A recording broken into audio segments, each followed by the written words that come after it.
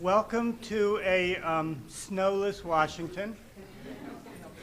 I'm so delighted you could come here. This is such a wonderful audience. My name is Michael Fix. I'm the Senior Vice President of the Migration Policy Institute, and here at MPI I co-direct what we refer to as our National Center on Immigrant Integration Policy. I co-direct it with Margie McHugh, who you'll hear from later. I just thought I'd start by saying a few words, and raise your hand if you can't hear me in the back. I'm always accused of not speaking up. I want to say a few words about the context for this meeting, this symposium on the critical issues in immigration, health, early education that affect children of immigrants, and how these issues are playing out following the recent November election.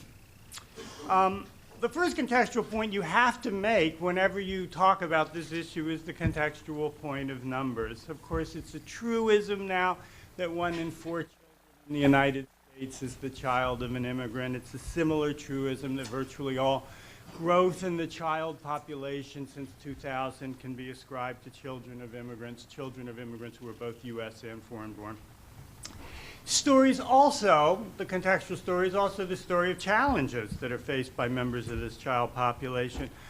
As we learned from one of the papers, almost half of Mexican non-citizen children of immigrants are food insecure. Almost half of non-citizen children in the United States lack health insurance. 1 in 3 children of immigrants are growing up in a family where one or more of the parents is unauthorized. But if you go beyond flows, if you go beyond challenges, one of the reasons we're here today is because of opportunities with this population and the remarkable opportunities looking forward. For the first time, since this is a big deal here at the Migration Policy Institute, for the first time since 2006, 2007, we are really on the threshold of having a serious conversation about immigration reform that may in fact implicate immigrant integration reform if it goes in the way we would hope it would. President Obama's Affordable Care Act is being implemented on the threshold of being fully implemented, and it will bring millions of non-citizens and low-income non-citizens and citizens alike into the healthcare system. And of course, for the purposes of the Foundation for Child Development that has been so critical on this issue, the importance of early childhood education for better life outcomes over the past decade it's really become a settled matter in public thought if it has yet to become a settled matter in public budgets. So that leads to the idea of this symposium. Our simple idea was that we wanted to commission a set of synthetic papers by our favorite top scholars that brings together the best current evidence that on a set of topic areas that we would present to policymakers in the wake of the November election. The 3 program and policy areas that we wanted to focus on were the 3 policy areas that are two of which are very much, almost all of which are very much within the ambit of both MPI and with the Foundation of Child Development. And their health policy, their early education policy, encompassing both pre-K and the transition to school. And finally, and this is somewhat unique for a conference of this type, we really wanted to get into the issue of immigration policy and the effect of immigration policy on the life trajectories of young children of immigrants, and think about immigration policy not just in terms of legislative change, but what are the possibilities in terms of administrative change in that domain. The deep logic of the conference has been to view mainstream child development issues through the lens of immigration and immigration policy through the lens of young children of immigrants. So the flow of our day is going to reflect this kind of logic of the conference. After I speak, we'll hear a few words from Deborah Phillips, the new president of the Foundation for Child Development. And then I'm delighted to say that we'll hear from Doris Meisner, Doris is the former commissioner of the Immigration and Naturalization Service in both the Reagan and the Clinton administration. She's a senior fellow here, and she's going to give us her insider's view of the prospects and directions for immigration reform looking forward over the next several years. If you don't know, Doris and MPI have just released very much of a blockbuster report on deep, long-term trends in immigration enforcement over the past several years, and I think, and we already know, that this report is going to serve as something of a game changer in the conversation about these topics going forward. Following Doris, we're going to have a panel on health. We'll have a panel on health. Our speakers will be Jennifer Van Hook, who's the head of the Population Research Institute at Penn State University, and we'll have Leighton Koo, who's the director of the Center of Health Policy Research at George Washington University. Randy Capps, my colleague here at MPI, will moderate the session, and I'm delighted to say that A.J. Chaudhry, who's the Deputy Assistant Secretary in the Office of the Assistant Secretary for Planning and Evaluation of HHS, a very brainy and important office within the federal government, will be here to provide comments, and then after that session we'll open up for your comments and for your questions. Following the health session, we'll take up the issue of education. We'll have paper presentations by Rob Krosno, the University of Texas, and Linda Espinosa from the University of Missouri, two of the nation's absolutely leading experts on immigrant education and the education of immigrant children, and almost equally importantly, two of the most lucid writers on the topic. My colleague Margie McHugh will moderate that session. Margie's the co-director of the National Center on Immigrant Integration Policy, and in her earlier life, she was the founder and executive director of the New York Immigration Coalition. After the education section, we will have a long, delicious, and free lunch. And then we'll return to a star panel that'll take up the issue of the trajectories of immigrants growing up in families where one or more of the children are undocumented, where one or more of the parents are undocumented, and where 1 million children themselves are undocumented in the United States. We'll hear from Hiro Yoshikawa, the Dean of the Graduate School of Education at Harvard, who's written a wonderful book on this topic. And we'll also hear from David Thronson of Michigan State's Law School, who's written very penetrating articles in the legal literature on this issue. David is, I want you to know, outside of me, the only other lawyer on our panel today. Doris Meisner has graciously agreed to moderate that panel, and I'm also delighted to say that Kelly Ryan, who is the Deputy Assistant Secretary for Immigration in the Department of Homeland Security, who I suspect is going to have a very busy year this year, has made time to come and will provide comments for the panel on behalf of the administration. So we're very much looking forward to that. After that, we'll spend a few minutes, Margie and I will spend a few minutes briskly synthesizing what we take to be some of the most important factual points from the conference and some of the policy directions that we think make sense that we will later codify into what we've been referring to immodestly as a letter to the president. Okay, almost done. As you will notice, you have draft copies of the papers. We handed out draft copies of the papers to you. You'll also notice that they boldly indicate that they're not for copying or quotation or citation. What you should know is that soon after this conference, we will be posting final versions of the paper on our website that will be fully citable. Our website is www.migrationpolicy.org. We'll be posting them singly over a course of several weeks, and you should look for them here, and we'll send out notices that they're up. I should also note that the session today is going to be audio recorded and video recorded, so a record of it will also be on our website. And so when you do ask questions, please identify yourselves so you're memorialized for all time.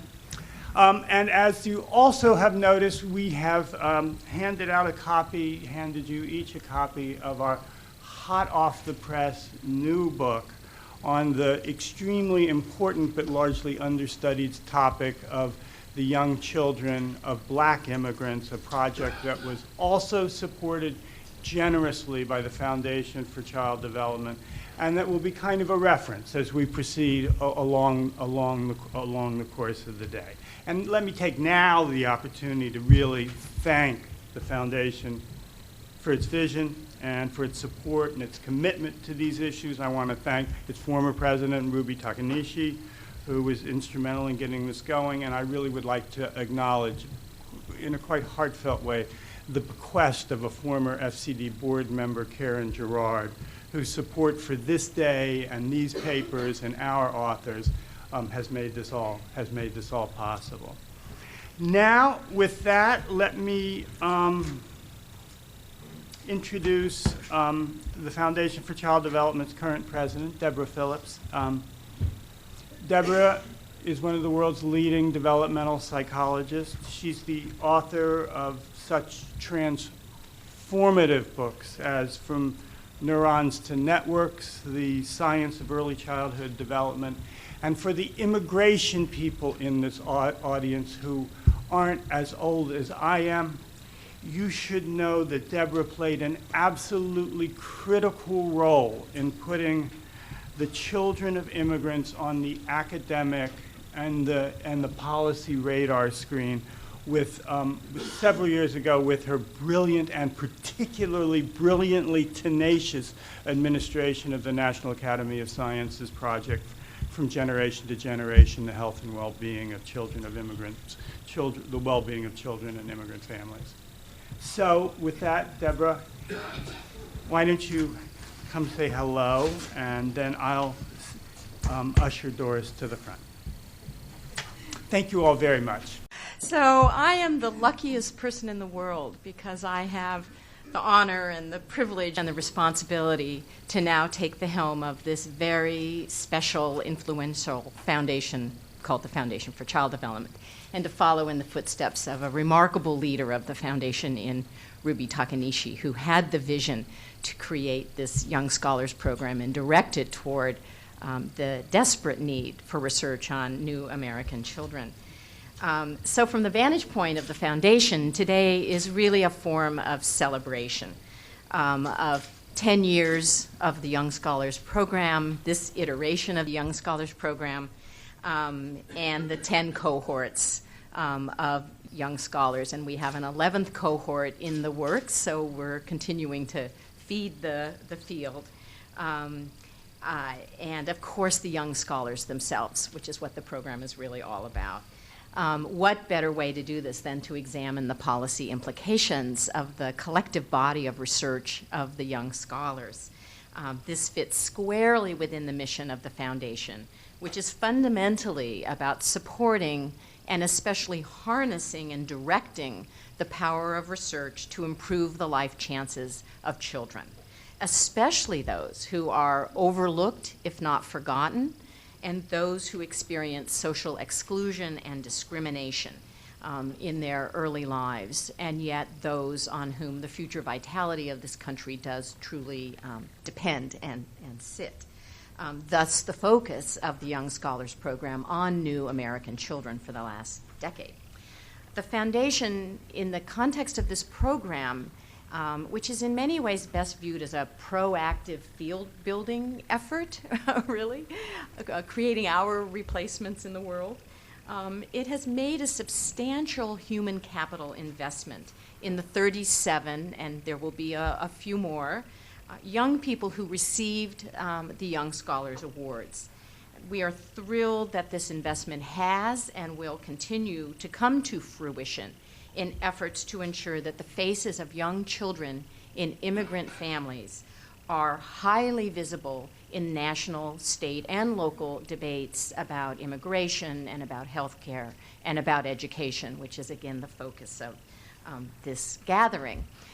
Just a quick story to build on Michael's remarks about the From Generation to Generation report that we did together at the National Academy of Sciences with the Board on Children. This was in the early 1990s. It was my first encounter with Michael, and we spent many hours sitting in his office writing the report together. But at that time, what was astonishing, little did I know when I'd suggested that we look at this issue at the Academy, there wasn't a stitch of data on children in immigrant families, and we tried to find it.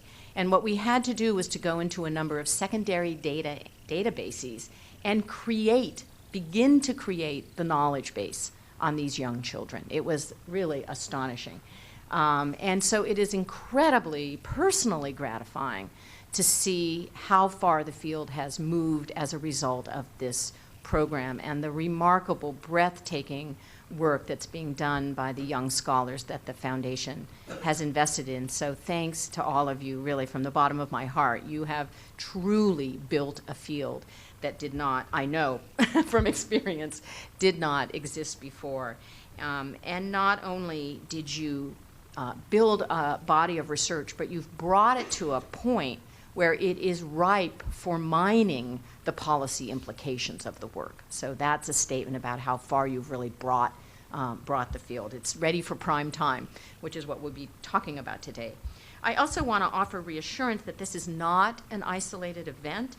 The foundation will continue to support the careers of the young scholars in this room and those who weren't able to be here today, and notably the application of their research to public policy. We're not going to leave this investment behind, or the young people who we've invested in behind, in any shape or form. I do want to say just a few thanks. I want to start with my colleagues at the foundation, and in particular, Annette Chin. Do you want to stand up, Annette? So I know you don't like to do this, but there you are. Who has, shepherded this program from the very beginning and is a joy to work with. And Don Hernandez, who's our senior advisor at the foundation. Same, just, they are really the driving force and the heart and soul of this program at the foundation. You couldn't work with two more unbelievably talented and wonderful people. Joseph Youngblood.